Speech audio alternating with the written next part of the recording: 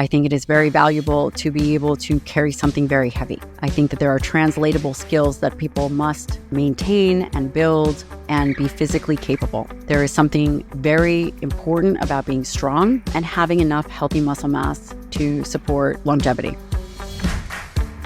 So, the last time we had you on, we were having a fantastic conversation about building muscle and protein consumption. And I thought I asked a very, harmless, innocuous question about Pilates. And if I recall, it was something along the lines of, is Pilates enough if one is focused on building muscle mass?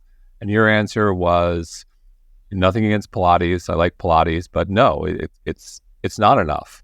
And wow, the uproar, the trolling, what is going on? One thing is important to recognize is that when something becomes deeply emotional for people, that usually tends to skew the science. When there is a robust emotional response, that often makes one, or should make one, take a step back. Quite frankly, that is a bit of my perspective. Again, is there anything wrong with Pilates? No. Pilates is a great thing for strength, mobility. I know that they've used it very much for rehab, and that is often many women's primary form of exercise. Nothing against Pilates. I think at some point, and also, by the way, it sounds as if there's multiple modalities of Pilates, right?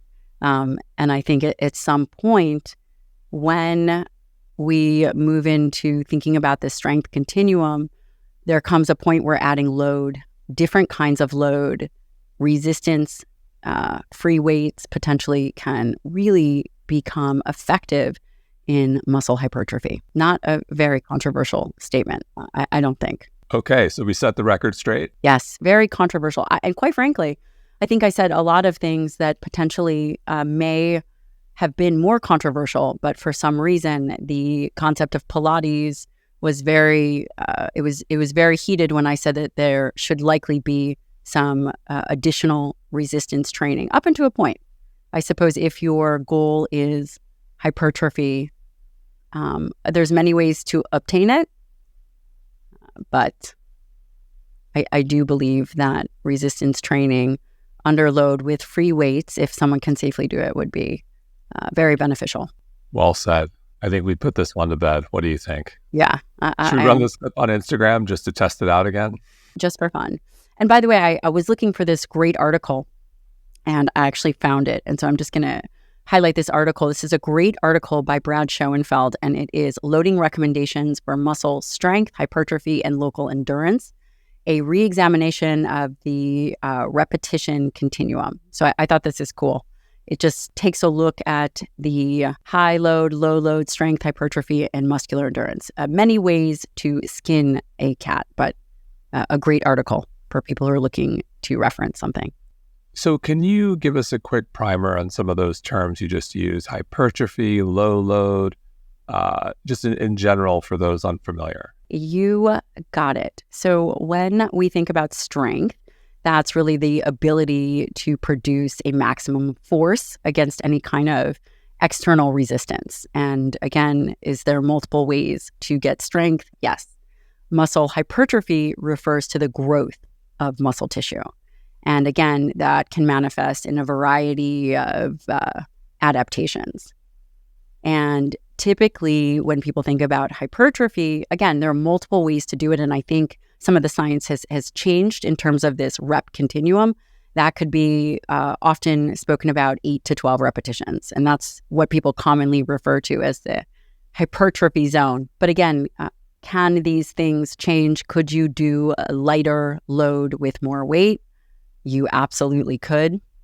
And I think that is evidence in some of the aging literature. And by the way, I always believed that you needed to lift heavier, but it is really about driving an adaptation. And then muscular endurance is defined as the ability to resist muscular fatigue when you are using a submaximal resistance. So what could that look like? That could be a 15 plus repetition. And we all know what that feels like. That's kind of your, lot of repetitions to exhaustion, quite potentially. So to take a step back, you practice muscle-centric medicine. You wrote this fantastic new book. I'll hold it up to the camera, Forever Strong. And you have this thesis that muscle is the organ of longevity. A lot of people are passionate about longevity these days. So walk us through the why. Why is muscle the organ of longevity, in your opinion? Well, let me tell you a story, a really quick story, as to where some of the hypothesis and the foundation of this work came from. And you and I have spoke many times, and we're friends. And I did a fellowship in nutritional sciences and geriatrics, which people would think, well, that's an interesting combination. What does geriatrics, which can be defined as an individual over the age of 65, have to do with a nutritional science fellowship?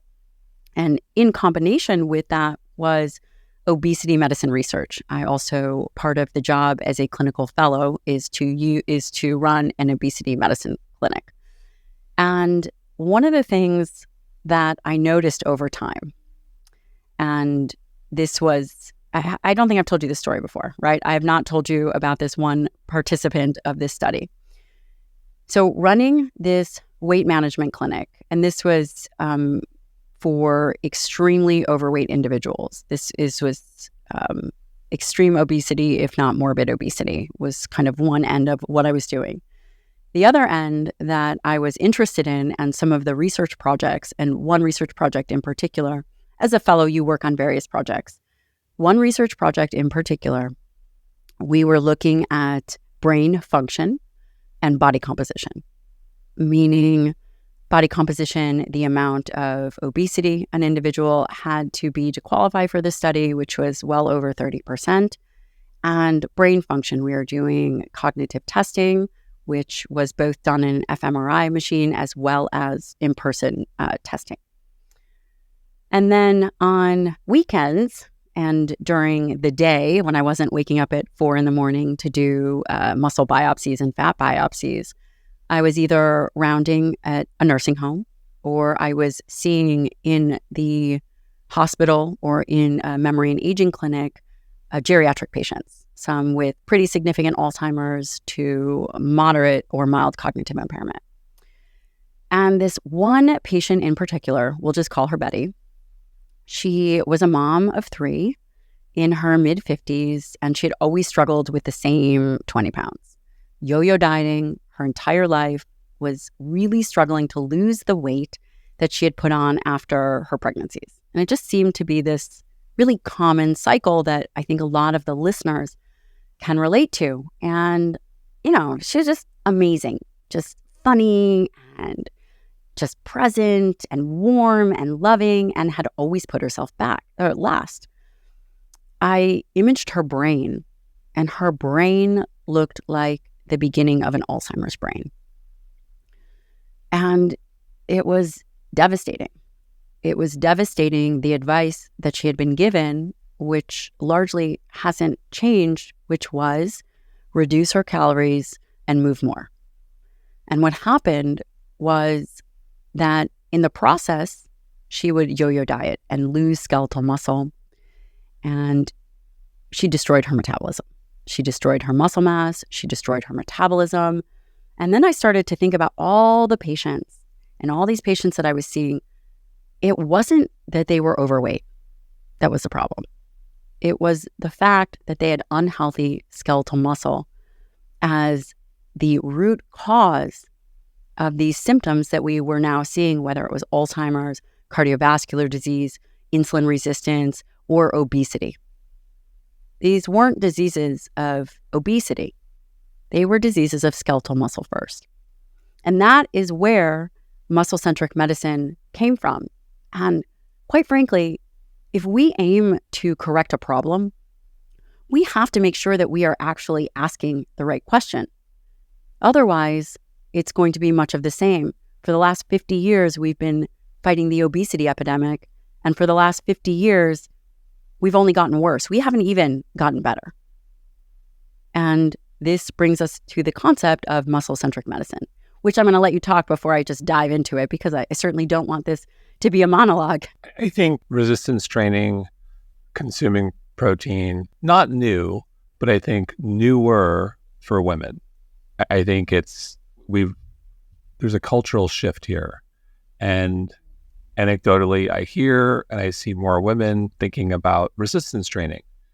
I think you've played a role here. With that said, we go through different issues, opportunities by decade. How should women specifically think about muscle mass by each decade? Let's start like 20s through the 80s and beyond. I love it. But first, I'm going to sell you on why muscle is important. I need to sell the listener as to why muscle is important. Otherwise, you're going to go, yeah, I know I should be working out and I know I should be eating protein. But let me tell you why. Skeletal muscle is not just for looking good naked, which is definitely a plus.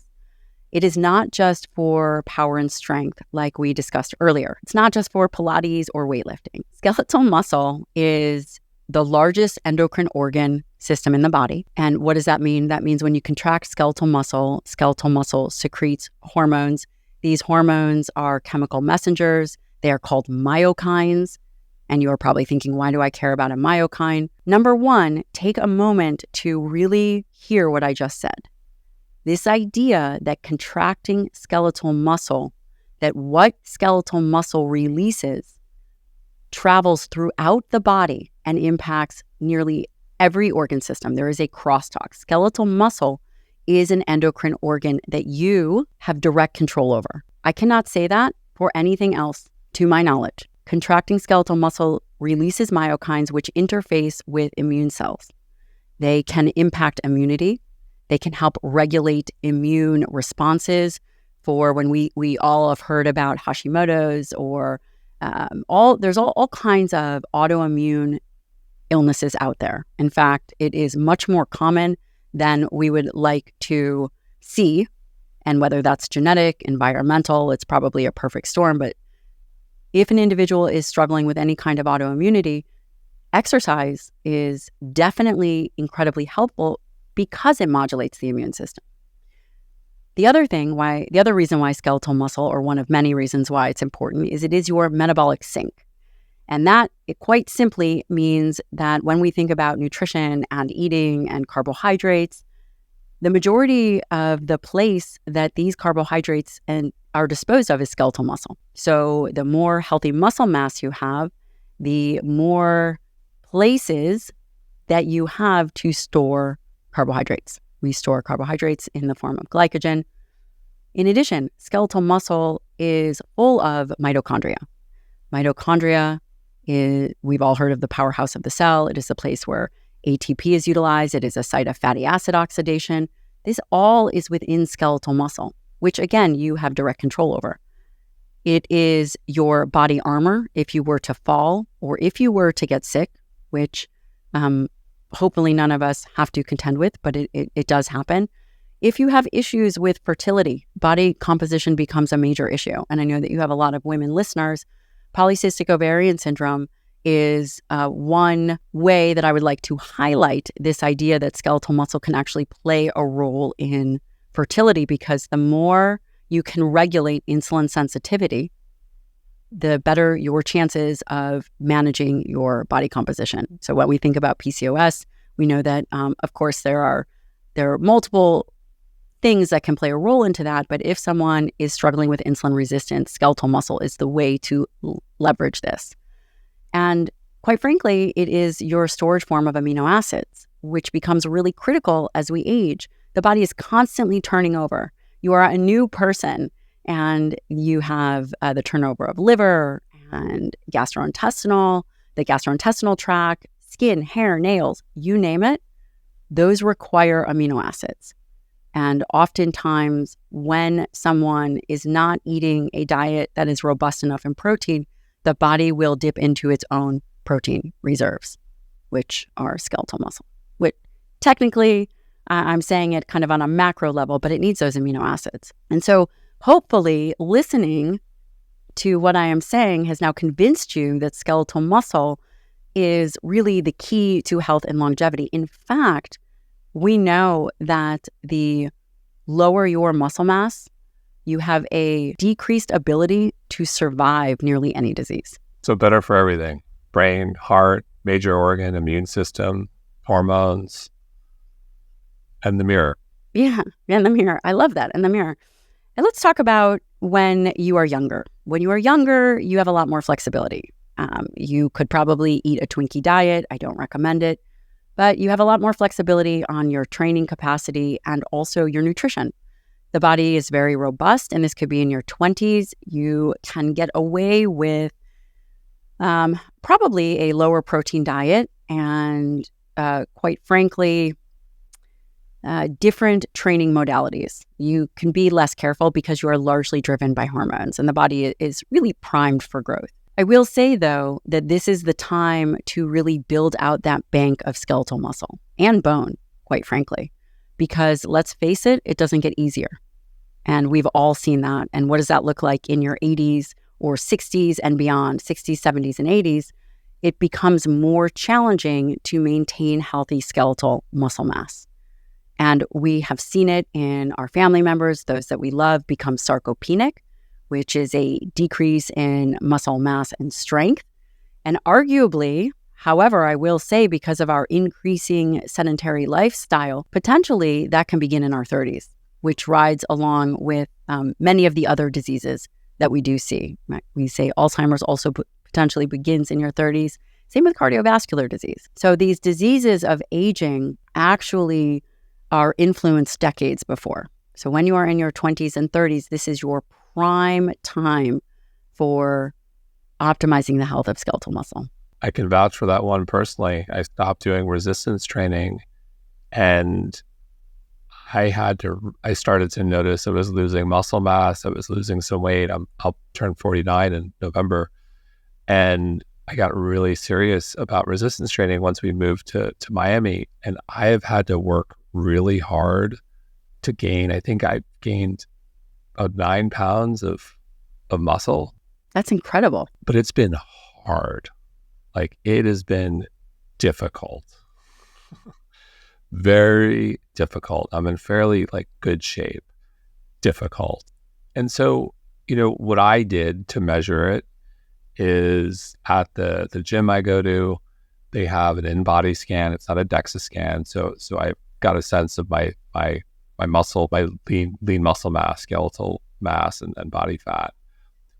How does one listening just gauge their baseline? Are there any low-tech ways? I know there's a DEXA scan, which is probably the gold standard, and then probably an in-body, but what are some low-tech ways to know, do I have enough muscle? Do I have too much fat? What's going on with my bones? These are great questions. And I was actually just having a conversation with a mutual friend of ours, Dr. Alexis Cowan, and we were talking about how this idea that the body should be 40% skeletal muscle mass, right? That's the number that everybody uses. But is that actually true? Should it be 40% of your body weight as an organ system? Arguably, it should probably be higher. So I just want to lay that at the feet of the listener, because I think that there may be some different ways of thinking about it. And so I'm going to work on some of these calculations to really look through the literature and see what should the actual number be. What is the range? Because we don't have a range. There is not a range for optimal. When we think about body fat percentage with the DEXA, 30% body fat is too high. An in-body is a great way if someone can get an in-body scan, but some people don't have access to an in-body scan. So what would be an alternative way to think about muscle health? Well, you could do a waist-height ratio. Simply figure out how tall you are and divide it by your waist. So a waist to height ratio. So it's your waist divided by your height, and it should be less than 0.5. That would be one way to look at potentially body composition as it relates to body fat. The other way to think about skeletal muscle mass, quite simply someone could do at home, would actually be to take some measurements of your strength. Where is your strength? And understanding how many push-ups you can do, how many squats you can do, how much load can you lift. Obviously, do these things safely. I outline this all in the book. A baseline assessment of where you are physically. Then the other thing you can look at is your blood work. And if you don't have a physician that can access that, there's lots of places that you can do that, like Inside Tracker. And you should know what your fasting blood glucose is. You should know what your fasting insulin is. You should know what your triglycerides are. These numbers will all become out of range over time the more unhealthy skeletal muscle mass you have. So if these numbers are outside of range, this is one way that you can think potentially you have unhealthy skeletal muscle. So I think the labs are very helpful. I love the hack, the height waist ratio. Yeah, waist to height ratio. With regards to the strength test, how does one know? They can establish their baseline, but how does one know how they stack against their peers by age group?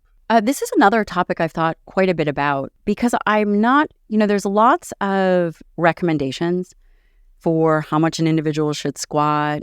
Should they be able to squat double their body weight? Should they be able to deadlift 2.5 times their body weight? There's all these kinds of metrics. And we use large populations to think of these things. What becomes really important for the listener to understand is it really is about where they are and making improvements. So for you put on 9 pounds of skeletal muscle.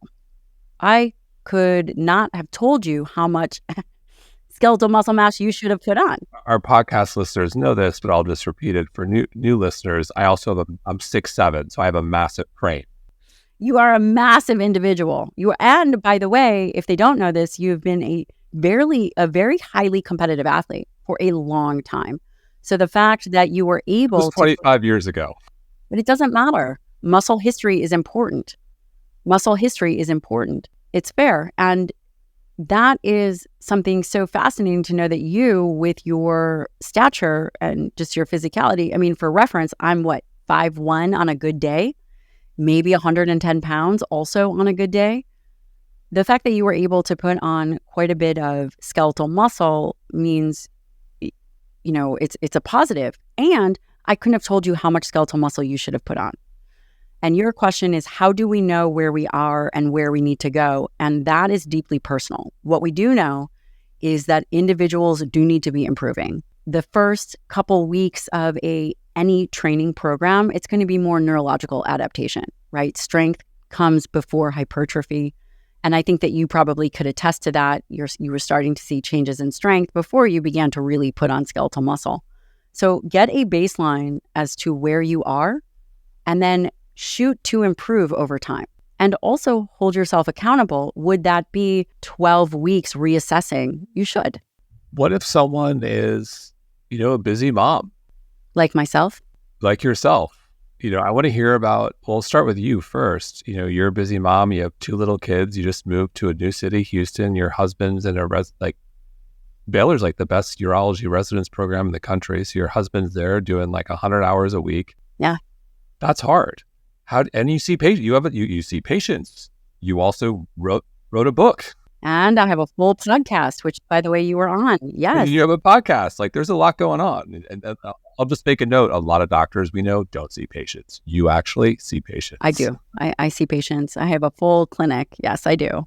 And a team who is amazing. Yeah. What's a day? What's your day look like? How do you eat? How do you move? How do you fit it in? How do you find time for yourself to relax and reconnect? These are really great questions. And I would say just to let people know, I have a little over a 2-year-old. So he is a little over 2. So for all the moms out there, you know that I'm in it. And I have a 4-year-old. And I have a boy and a girl, and they literally try to beat each other up all the time. And my husband is in a surgical residency, so he is working 100 hours a week. He was up and out of the house by 4:45 this morning. He will probably be home around 9 tonight.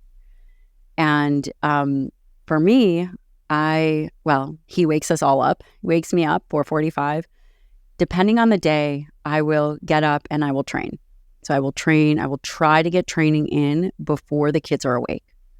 On the days that I am taking them to school, which I do half of the week, take them to school, I will try to train at 5 to 6. And I tell the kids before that if they wake up, I will either be upstairs doing some kind of cardiovascular activity, or I will be downstairs doing weights. If they wake up, I will rope them in to joining me, because it is never too early to start, by the way, for kids to be very physically active.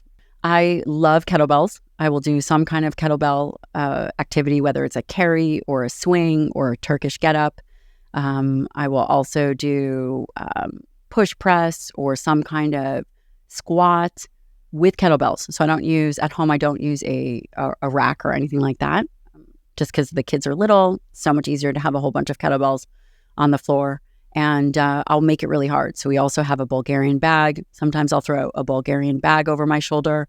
And then we have various levels of kettlebells. I'll hold those and I'll just walk around it in the garage. And then I will do some kind of sprint interval, whether it is on a treadmill or on a Airdyne, like an assault bike, to keep it really quick and effective. I don't do long bouts of cardio. I used to do a lot of rucking, long bouts of cardio. So I will do that. And then obviously the kids are little, they will wake up, I will get them ready, we will have breakfast. It will take at least an hour and a half for anything to move the needle, and I will get them to school. How long is that workout? Anywhere probably close to 45 minutes. And those are the days that I work out at home. But you could get it done in a much shorter period of time. Right. That, as I was saying, if someone could probably jam it in. If so, essentially what I'm hearing is kettlebells play a significant role for you at home if you're short on time. The great thing about kettlebells is they start from 5 pounds all the way up to hundreds of pounds. So I'm hearing some squats, some push-ups, some kettlebell exercises. You could do that in probably 15 to 20 minutes if you're just kind of moving fast. Yes, you could, and you could do it safely, and you could really crush yourself if you wanted to. And here's the other thing about it is, we talk about skeletal muscle, but skeletal muscle, we talk about it in these ways related to health, and we talk about skeletal muscle as it relates to longevity. But here's the catch. It is a currency. Skeletal muscle is the metabolic currency, and it is a currency that you cannot buy. And when you have to earn it through hard work, it really helps you become a certain kind of person. It requires, like you said, you put in a lot of hard work. It requires discipline, and it requires a level of resilience, and it requires a level of commitment that you can't fake. You're either doing it and you're executing it, or you're not. And there is a cultivation of character that happens with the discipline of training. And there's a million ways you can talk yourself out of it. I know, because I have to work out tomorrow. I have a workout scheduled tomorrow afternoon, and I'm already trying to talk myself out of it because I know it's going to just be brutal. But I'm going to show up, but I'm going to be aware that I'm going to try to talk myself out of this workout.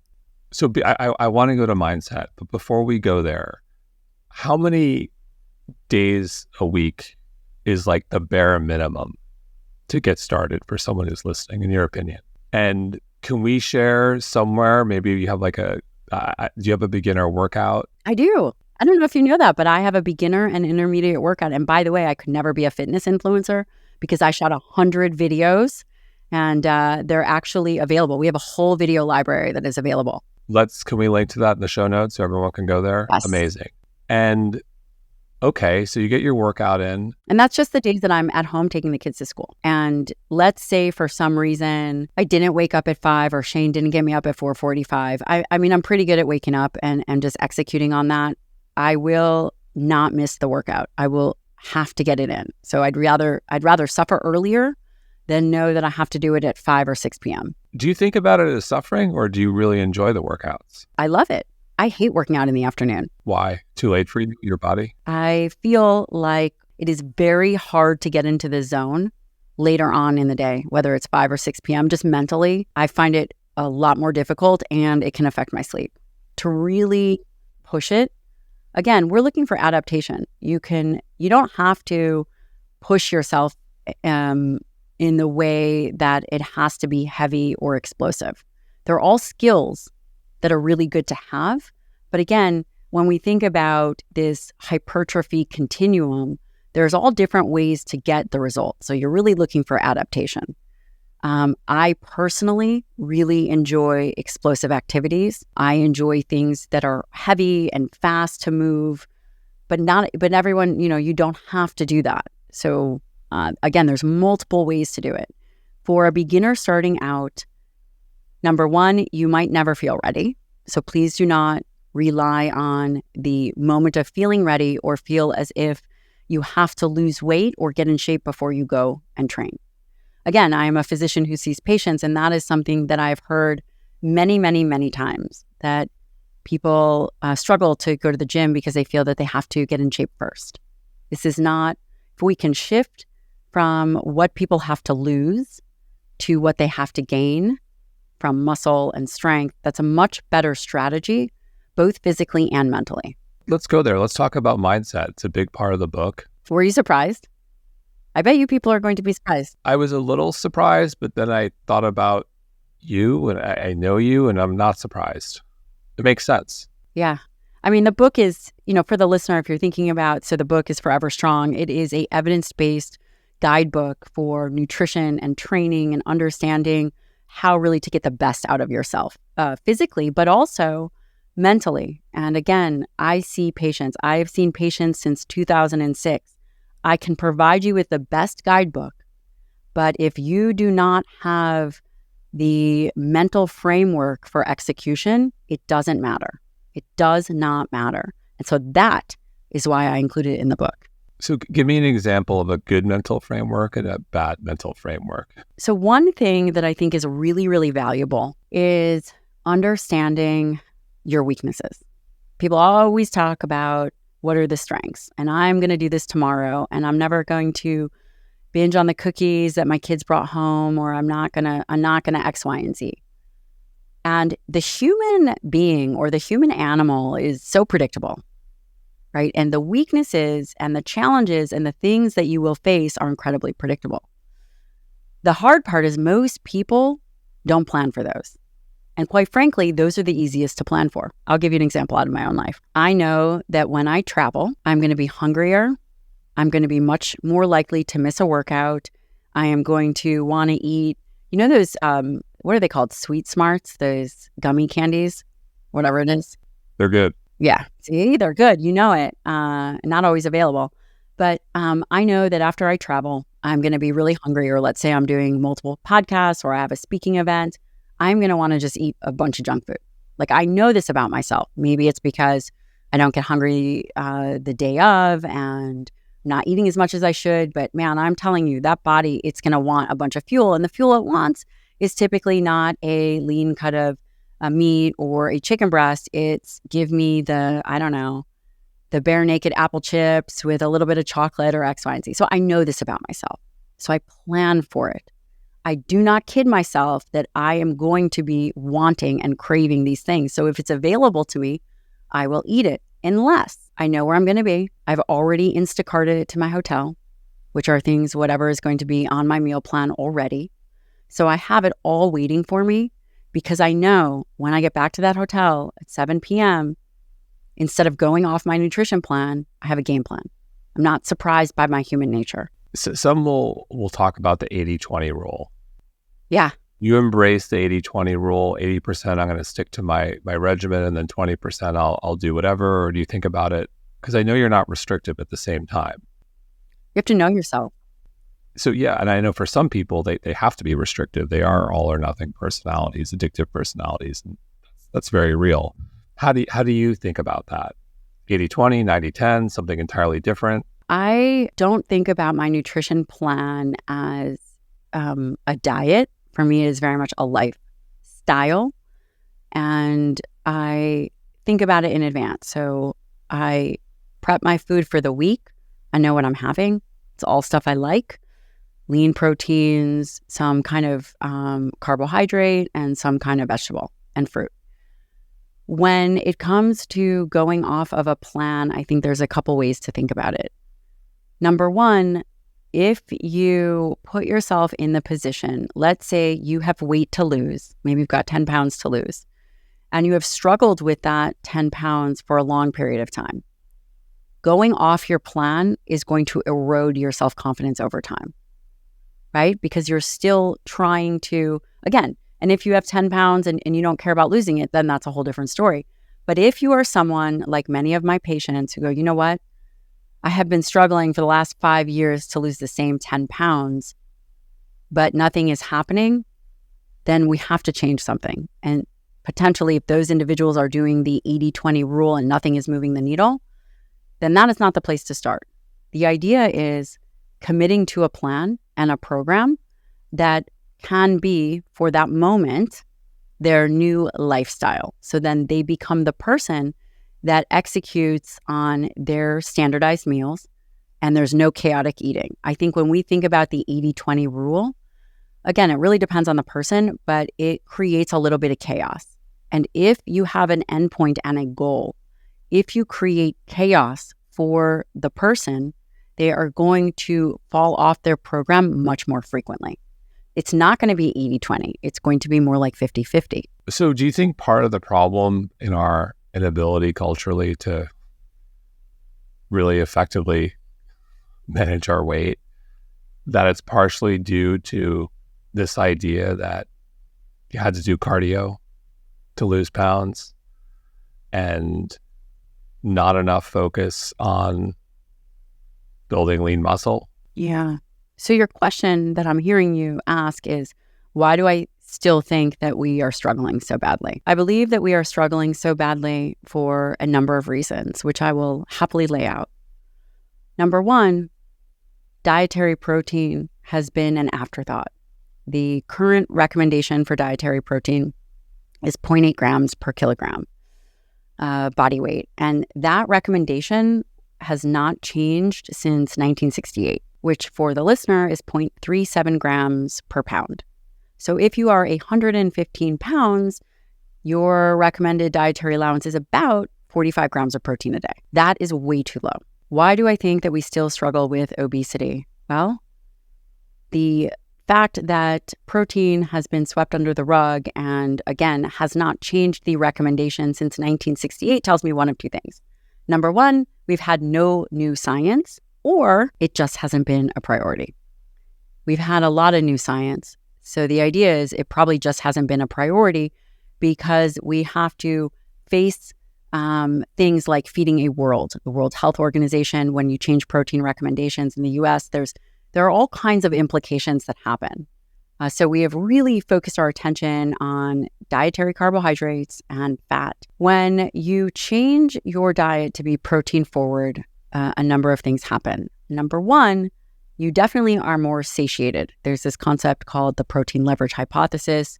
And basically, it's this concept that the human has, and many animals, have an appetite for protein. And it's really because there's a need for these amino acids.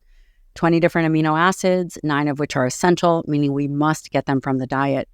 When we are eating highly palatable processed foods and foods that are lower in protein, the body, according to the protein leverage hypothesis, and let's say the percentage of protein calories, which, by the way, I don't think that we should think in percentage of calories, is, less than between 15 and 18%, the lower the percentage of protein in the diet, the more you are driven to overfeed. So this is one reason why people think that obesity has been such an issue. I'd like to turn your attention to dietary protein because when you increase dietary protein, and I did this early on in my career, when I was an undergraduate, I was working on a handful of pretty pivotal studies that came out of Donald Lehman's lab, that when you have two groups, let's say they both have 1,600 calories. You have two groups of women that are postmenopausal or peri or postmenopausal, and they're both eating 1,600 calories.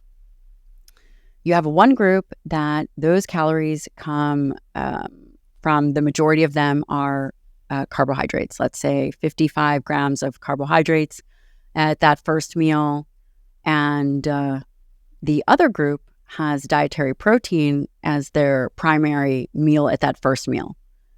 What you will find is that those individuals on a higher carbohydrate diet versus the individuals on a higher protein diet, the ones on a higher protein diet will maintain their lean mass, which lean mass is everything. It's bone, it's liver, it's muscle, and lose body fat, while being on the same amount of calories as this higher carbohydrate group, which, by the way, actually has a change in blood sugar and insulin and triglycerides for the worse.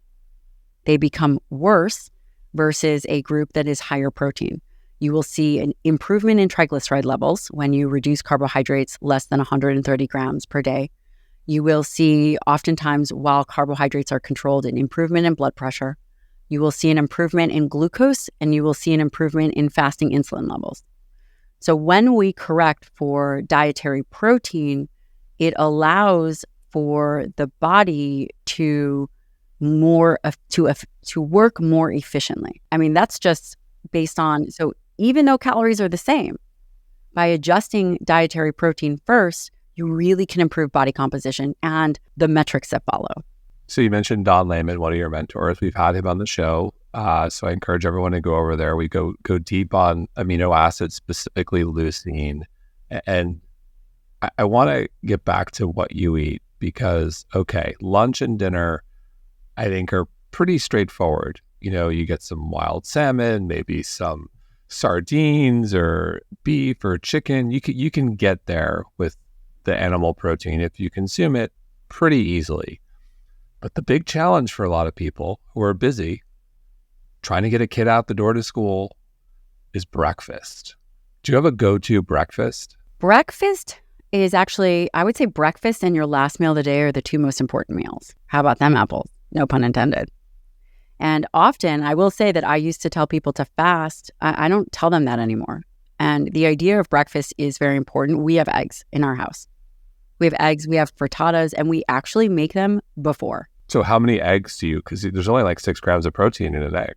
How many eggs do you do? I might have 4 eggs and I'll have some kind of shake or some kind of kefir, some kind of dairy product, believe it or not. Dairy gets a hugely bad rap, but I'm okay with it. So you mentioned kefir. Why kefir specifically and not like... Prebiotics. Okay.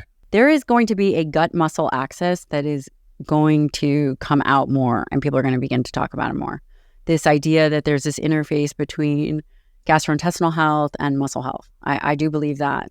I don't know if I'm so ready to talk about it, but we'll have you back on that one. I do think that there is, because by the way, you guys do have actually a great protein powder that's behind you. And it's interesting because I don't know if you thought about it or not, but there is, I definitely think that there is this gut muscle axis and there is some data to support that and some synergy behind some of these things. You will love our organic fiber potency product. I will send it to you. I'm going to hold you to it.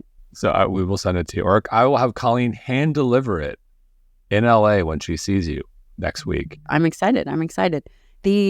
So for breakfast, I plan it out. Or I might have a protein shake. I also might have a protein shake. So going back to the kefir, yogurt, and dairy getting a bad rap, what should one look for? Is it, grass-fed, full fat? You see a lot of the yogurts with no fat. Let's talk about yogurt. I love non-fat Greek yogurt. I love non-fat because I think calories matter. And when, my diet is more lean, I am much more likely to have a higher carbohydrate diet with a higher protein diet than I am to have a higher fat diet. I just do much better for me personally, I can easily tolerate 130 grams of carbohydrates and easily 130 grams of protein. I'm curious, which yogurt do you buy? Depends on, I try to pick an organic, I'm going to say this and you're going to cringe. I try to get the non-fat organic yogurt, a Greek yogurt. But if I'm in a pinch and I'm in a hotel and I know that I need to Instacart something and it has to be Fage yogurt or whatever that's called, I'm okay with it and I'll eat it. Yep. Because you can't, when I was younger, everything had to be perfect. It had to be organic, it had to be fresh, it had to be all of this stuff. And the reality is that will get in the way of making good choices. Yeah. For us, for yogurt, we'll do the Stonyfield grass-fed. It's full fat though. And then Wallaby has an organic yogurt too. We try to give that one to our kids. And then I hear you, when you're traveling, look, traveling happens and you don't want to stress over it. You have to live your life. Right. Yeah. So that's what I'll do for breakfast. Like today I had a frittata with turkey. I got about 40 grams of protein. You've got some great recipes in the book, which I encourage everyone to pick up. You mentioned you worked in Don Layman's lab, and we've kind of touched on nutrition science, and it has come a long way. But the more I learn, the more I find it so problematic and confusing. So can we talk a moment about what do we know? What are the universal truths with nutrition science? The universal truths with nutrition science that we know that can apply to most people.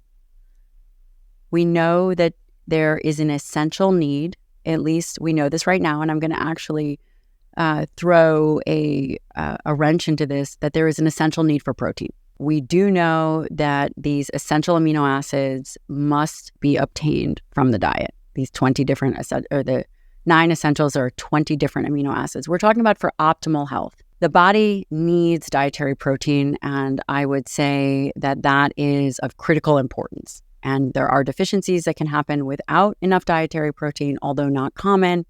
But the body needs and requires dietary protein in any kind of growth phase when you are younger and also when you are aging.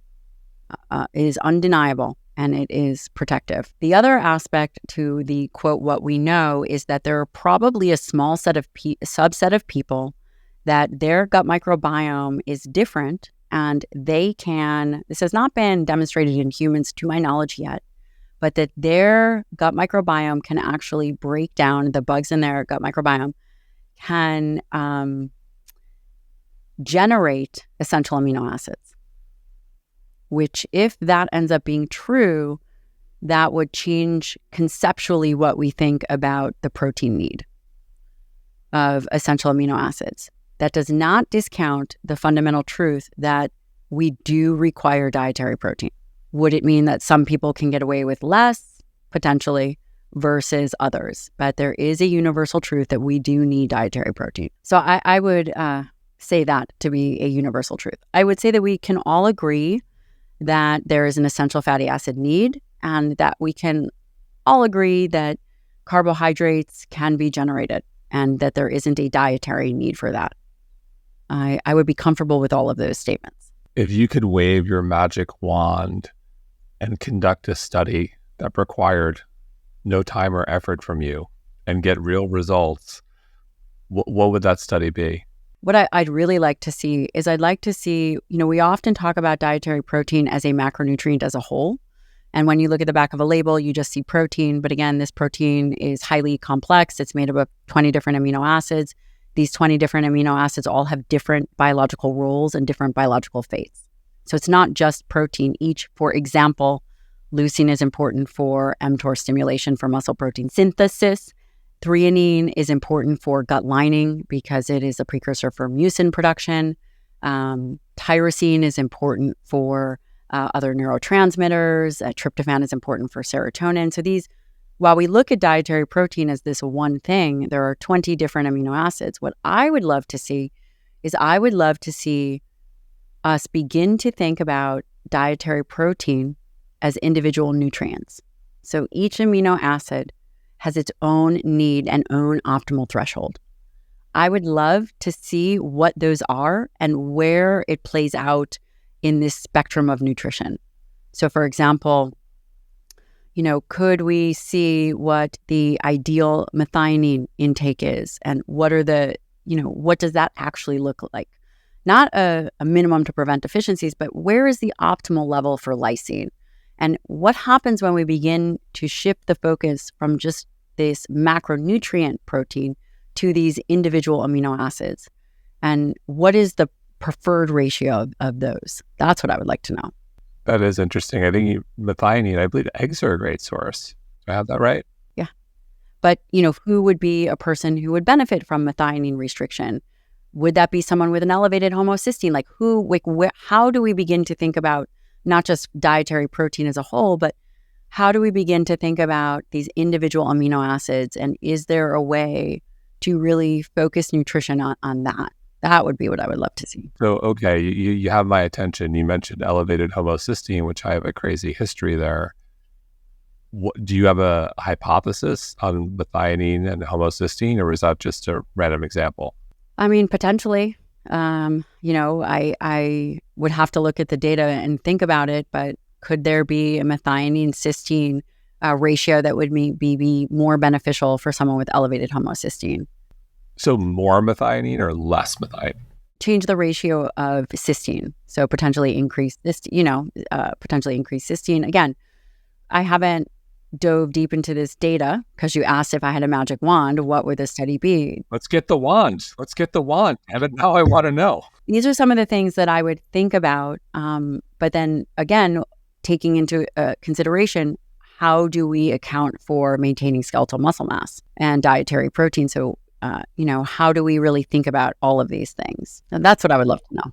So bringing it back to where we started around women and muscle mass, what do you think the biggest misconception is there? That women are going to get bulky and they're eating enough protein and that they're training enough. I think it's a huge misconception. The other misconception is that they can't achieve a great body composition through menopause.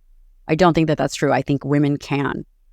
I believe, because I've seen it, that when you are adding in resistance training and adding in some kind of high intensity training and movement and making sure that your nutrition is really dialed in, that you can achieve a great body composition, regardless of your phase in life, regardless if you have hormones on board or not. And I think that becomes very empowering. And the biggest misconception is, I've hit menopause, that's it. Or if I lift weights, I'm going to be too bulky. Or beef is killing the planet. That's my other favorite misconception. And all of those things. Should we share that clip on Instagram? I can't wait. But I also have to say, I think that you probably are picking the controversial clips. I don't know. We'll see. We'll talk to our social team. And set me up for it. You are setting me up for it. I like that we're finding humor in it, because you're actually very balanced and very scientifically driven. And there are lots of people we've had on the show and people and we know who will kind of push the boundaries a little bit when it comes to their personal views in science. And you don't do that. I don't. And you know why? I don't do it because I was mentored with one of the fundamental values of intellectual integrity.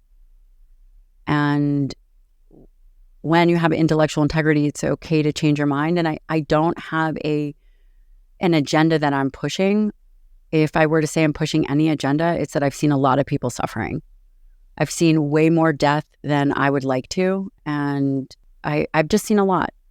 And if I don't talk about this stuff, then I am being really irresponsible. Because in the media and in the influencer world, people are arguing about vegan, vegetarian, like all of this stuff, right? And when you're young, there's a lot of wiggle room.